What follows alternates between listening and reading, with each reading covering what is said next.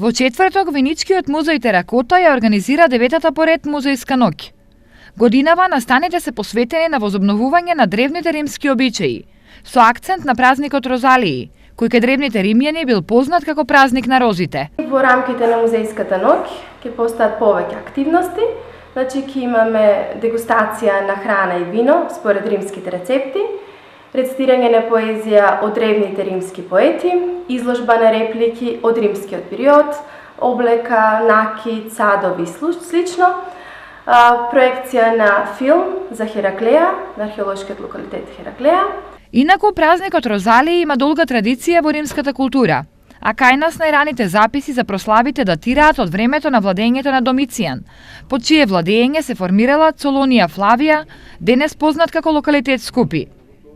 Овој проект Музејот Теракота го организира во соработка со Центарот за научни истражувања и промоција на културата ХАЕМУС од Скопје, а е под покровителство на Министерството за култура и Општина Виница.